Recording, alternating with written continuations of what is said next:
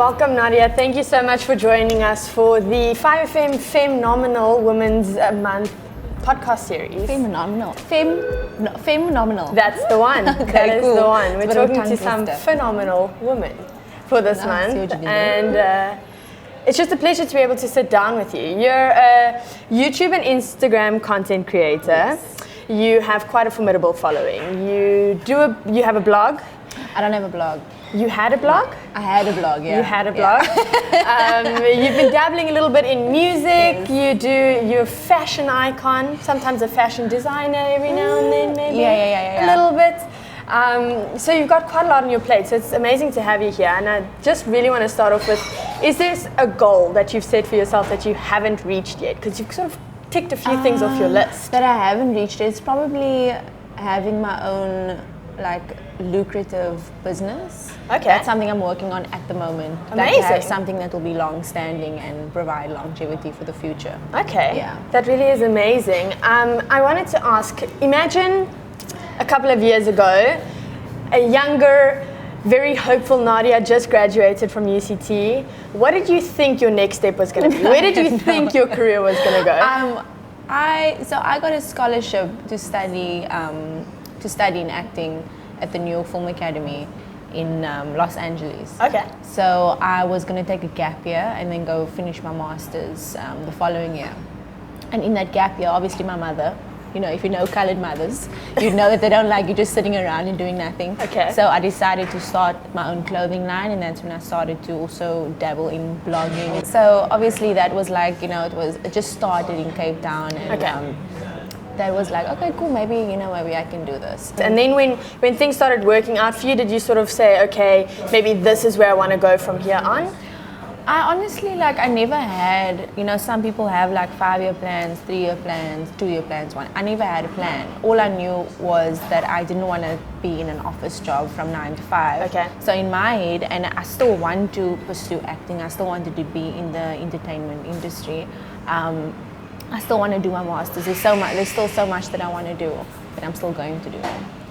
And where you thought maybe when you started studying you would be at the age you are now, and where you are now, is that vastly different? It's so different because I think our perception changes when we're young. Because obviously when you're 16 or 17, you think, oh, well, by the time I'm 25 or 26, I'm going to be married with kids, and I'm going to have a successful career, and I'm going to be moved out, and I'm going to be well on my way. But then by the time you get to 25, you're still figuring your life out, and you're still making steps, and So you're still true. making changes in your life. So I would say I'm in that transitioning phase of my life right now. And Okay. I'm slowly starting to figure out more and more what I want to do and the direction I want to go. Okay, amazing. You started out on YouTube. February 2016 was the first video that you posted on YouTube. Was it? I had a dream was. like this, you know that. I'm having deja vu. I'm so glad I could be part of your deja vu. And I have deja vu of you saying that. That's so crazy. That is amazing. Oh But my yes, God. that's when you started. And I just wanted to know why you made the decision to go onto YouTube. Why YouTube as the platform you chose? So I think at the time Instagram only allowed you to put 15-second videos on. Okay. So there wasn't Room, much I could yeah. do with that. It's not enough time to show people who you are, what you're about, and everything. So I started on YouTube, and obviously I tried to follow the formula that everyone was doing. I made my mom empty the Wendy house. I made them build these shelves so I can put my candles on it and my plants on it, just and have that that YouTube background. Absolutely. And I would walk in and stand in front of the wall, just this is what it's supposed to be. This is what I'm supposed to do as a YouTuber. But that formula didn't really work out for me. Because I think people could see that I wasn't being myself. Okay. Because, people can see through that. And then when I started showing a bit more of my playful side and a bit more of my family and a bit more of my personality, that's when people started to really latch on to what I was doing. Yeah, so it was a huge sort of learning curve from that first video to finding something that really worked for you. Yeah, I find myself, sometimes I still find myself trying to follow a formula because I think, okay, this is working for people. Maybe I can try doing the same thing. Yeah. Sometimes when I feel a bit maybe pressured to post certain types of pictures, revealing certain certain things of myself. things that society likes. Exactly. I'm like, whatever, okay, maybe this is what people want to see. Like, maybe I'll just post this, and it might not necessarily be what I want to post, but I'm like, okay, maybe people will like this, so let me post this. Or if it's the middle of winter, and I'm thinking, okay, let me post a bikini picture because maybe that's what people want to see. But then I started to like take that mentality and be like, you know what, like if I want to post a bikini picture in the middle of winter, like I'm gonna do it. You know what I mean? It's my body. Like I can do what I want to do. Like people might perceive it in a certain way because it's the middle of winter. Why are you posting kaugat? Yeah. It's like this is my body though. Like I can do whatever I want. Is. You know what I mean? And it was hard to shift that mentality of like, it's winter, so people expect you to be posting in a scarf and a jacket. I'm like, no, I'm not gonna do that. I'm gonna post what I want to post. Did it take you long to get to a point? Because I know often we feel a lot of pressure from society to do things a certain way, post certain things. Did it take you a while to get comfortable with saying, well, what you want, that's nice, but I'm just going to do me and you can like it? To be honest, it's a constant struggle. Like 1 week I feel like, I'm going to post what I want, I don't care. I'm going to do what I want. And then the next week I'm a bit more mindful and be like, okay, how is this going to affect what I'm currently doing, or who I'm currently working with, or what brands I'm currently working with, because I have to consider that I do represent brands, and I am the ambassador of certain brands and they have certain standards that they need me to uphold. So I always have to consider that with the things that I post, So Absolutely. That's the tricky thing, is when you try to maintain a sense of self, but you still try and represent the brands that you work with. It's interesting that you bring up the brands, because I think for a lot of people the idea of a social media influencer or someone that makes money off of social media platforms is maybe a little bit foreign. So can you maybe explain just how do you make money on social media? There's different ways to make money on social media. Like I think people get lost in the fact that, okay, I need to post selfies every day or outfit pics every day and magically I'm just gonna get paid, or Instagram. Like I literally thought that if I got to a certain amount of followers, then Instagram would start paying me, or how YouTube works, that they'll start paying you, but it doesn't work that way. You know what I mean? You need to build relationships with brands and have them trust you, and also build relationship with the people that are supporting you and following you, because they begin to trust your opinion. And I think that the more that they trust you, the more that's like your for me, people's trust is like a form of payment in itself. Yes, yeah. You know what I mean? Because it's very hard to gain people's trust. It's your bargaining chip. Exactly. And when you have people's trust, and it's almost like you have that power with brands to say like, look, these people trust me, I've built a relationship with them, so you should trust me too, and let me be the middleman between you and them. Absolutely. Do you think that YouTube or Instagram or being a social media influencer, creating content online, is a viable career choice for people in South Africa in comparison to how it is in America or England? I mean, if you're going to compare it to America or England, then it's obviously we're still progressing, we're still far behind, but we are getting there. I was in a Google talk the other day where they were talking about how progressive we actually are. So it is getting there. It's just in certain categories, like beauty is a bit more progressive than any other category. So we are getting there. It just might take a while to get there. And I think the more people get involved, like the more brands would want to pay us for creating content. So you would say that it's sort of an option for anyone that wants it bad enough, anyone that really wants to try. Yeah, I think it's not an easy choice. I think like a lot of people think that it's an easy choice, but it's not easy, especially when you're starting out and you're trying to find your avenue and you're trying to find your niche and your voice and your look and your feel and your sound. It's very hard to find something that other people haven't already identified in someone else. Okay. Yeah. So sort of building that community takes a little bit of time. Building a unique community that that people can specifically identify with you and be like, no, that's what I get that I can't get anywhere else. That's what I get from you that I can't get from anyone else. I think we all know that in sort of the media industry, there's a lot of pressure to create like good, consistent content, and then because I mean you're a woman, it's like added criticism based on like what you look and the image that you're putting out there. How do you deal with sort of that criticism, especially since a lot of your life is being put online? Yeah, I think what I said earlier on, like there's a lot of pressure to post certain things and to not post certain things because it might be perceived a certain way. But I think I think females or women need to stop being afraid of what they might look like, because it's not maybe in line with what society perceives to be acceptable at the time. But what we don't realize is that society is always shifting.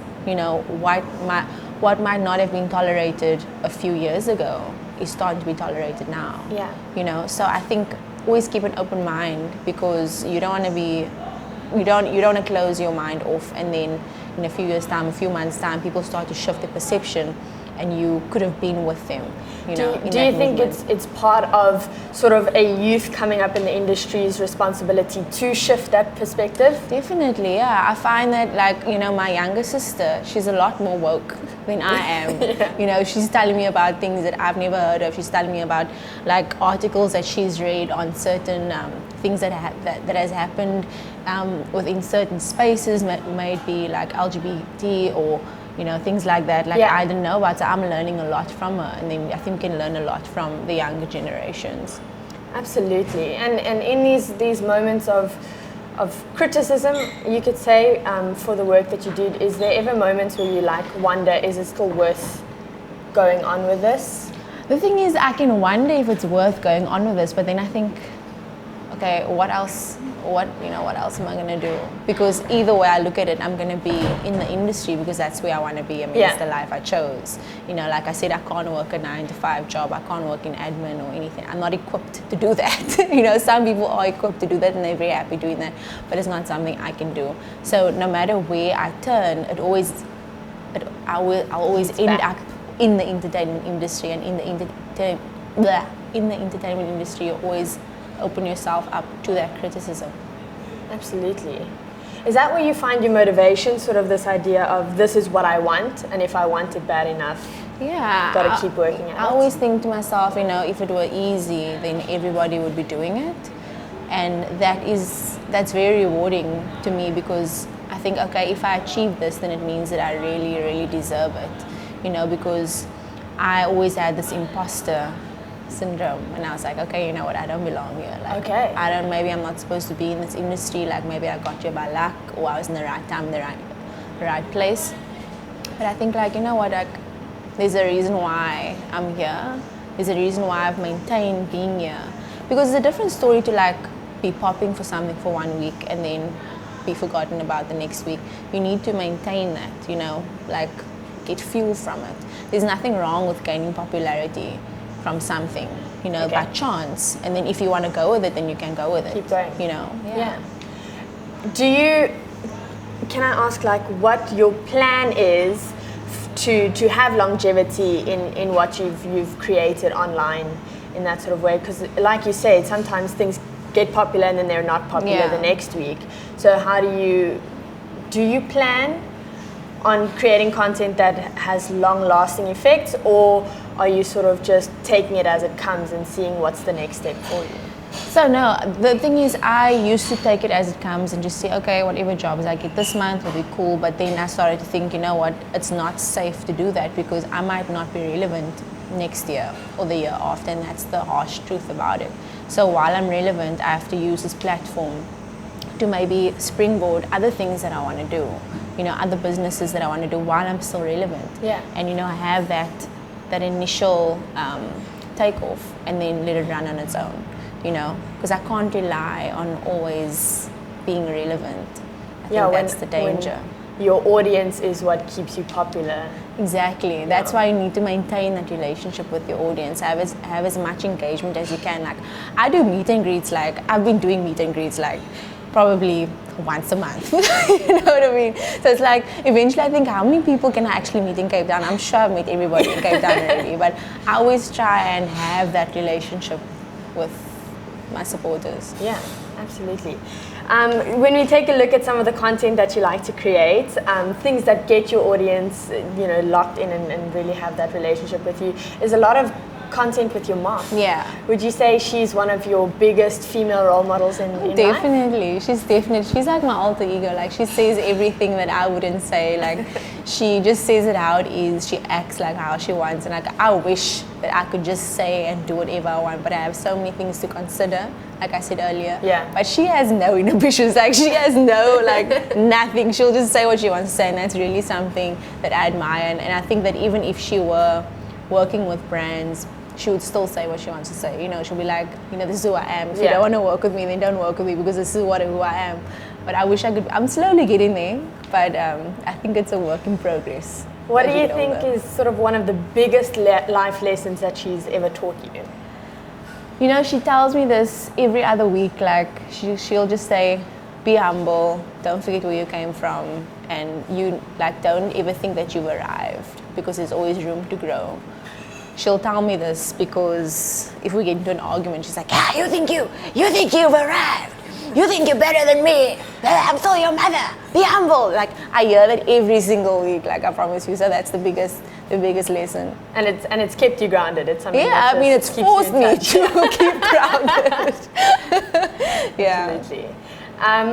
Let's say there's some young girls out there, they see Nadia Jaftha, they love Nadia Jaftha, and they want to be like Nadia Jaftha one day. What's some advice that you could give them? I would say, like, it's okay to be weird, and it's okay to be different. Like, when I was younger, like in high school, I'd always try and, like, conform or be like what everybody else was like. And I was like, okay, maybe they won't like me if I show this weird side or this goofy side, or show that I'm actually, like, quite an idiot, So I'd say, like, just embrace that, that sense of, like, goofiness and silliness. And I would say that try to stay as, this sounds wrong, but, like, I try and stay childish. Okay. You know what I mean? Like, I think it's just, because everything is taken so seriously and everyone is so serious. Like, when I go to an event or when I go to something that, you're supposed to be prim and proper for, like, I always try and just add a playful element to it, whether it's to my followers or I show them, like, a different side to it. Because I find that when I was young and I was watching other people at events or certain things and they were serious, and I was like, okay, no, this isn't how I need to be to get there. This is who I need to be to get into those events for people to accept me. I'm saying, like, no, you don't need to be like that. You know what I mean? Yeah. So that's what I try and project. I like that you said that, because something that I love to do when I get to meet some new people is rapid fire questions, because I think it's the easiest way to get to know someone. Yeah. So just first thought that pops into your mind, first answer you think of when I say sunrise or sunset? Definitely sunset. Sunset, yes. Okay. Movies or books? Movies. Ooh, love that. Love that. Do you have a favorite movie? Dirty Dancing and The Pursuit of Happiness. Oh, okay, yeah. So you got, like, one beautiful love story and one cry. Ghost and there's a lot of different movies that I love. Anaconda, I love Anaconda. Charlie and the Chocolate Factory. Like, just like a whole mix, it's wonderful. Okay, if I said sushi or pizza? Sushi. Ooh, agreed. Yeah, I think it's a Cape Town thing. Sushi. So definitely. Go to the beach or go for a hike? I normally go for a hike and then I go to the beach. So I don't know if that best counts, of both. That, again, Cape Especially Town, you have the Cape best Town, of both worlds. Exactly. What's your favorite color? My favorite color right now, I would say, is, like, yellow. But my favorite color is yellow, but a color to wear, I like red or black or blue, orange. Like, I don't have no colorful person. Yeah, I'm a colorful person. I don't mind. Tell me honestly, Nadia, have you ever worn socks with sandals? Yes. That's like normal in Cape Town. Thank goodness. That's normal. I agree. Okay. That's such a normal thing. What's your biggest fear? My biggest fear is not living up to my full potential. Wow, I think that's a fear that a lot of people can identify with. I actually saw it in a series the other day, and I was like, sure, this is actually quite true. I'm scared that I'm not going to live up to my full potential. I think we're often our own sort of standards. We are our own downfall. At the end of the day. Yeah. There's nothing, there's things put in place to maybe make us stronger, but we perceive it as things like they want to make us fail. So we look at it and we're like, you know what, I'm just going to give up now because these things are always going to get in the way, you know. So. Yeah, absolutely. Tea or coffee? Tea without milk. Yeah. Okay. And then what is one food that you despise? Something that you don't like to eat at all? I can't stand peppers. Okay. I can't handle peppers, yeah. Wow. I can't. If it's in salads or anything, I can't handle it. Not what I thought you were going to. I thought you were going to go for like a classic. And dania. Yeah. I can't. My mother always says the dania. I can't. Nadia, I have one more question, and it's something that I like to ask people.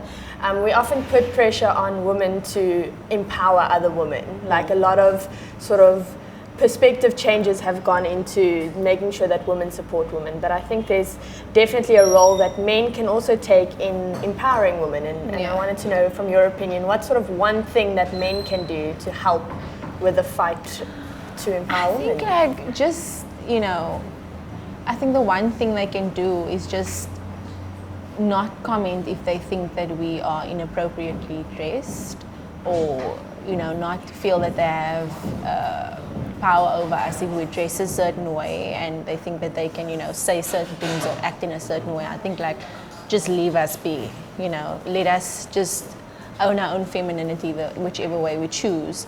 And I think that's the main thing. I think it's still that very uncomfortable feeling that exists. You know, women have to consider the way that they dress at a certain time because of how they might be treated. So I think that's the one thing men can do. I know it's a long fight, but maybe we'll get there one day. Hopefully, that's definitely a hope for, I think, lots of women in South Africa. Yeah. Any final messages you'd like to give for women in South Africa in Women's Month? I would think just continue being your badass selves. Love that. And just be unapologetically yourself and own your femininity whichever way you choose, and don't let anybody tell you how to act, how to dress, how to speak, or anything like that. Amazing. Nadia, thank you so much. Thank you so much for having me. Good luck with all of your future endeavors and your business plans and everything. Excited to see Thank you so much. See it come together. I had fun. Me too. Thank you. Did you drink your coffee? I took a sip. Okay. Yeah.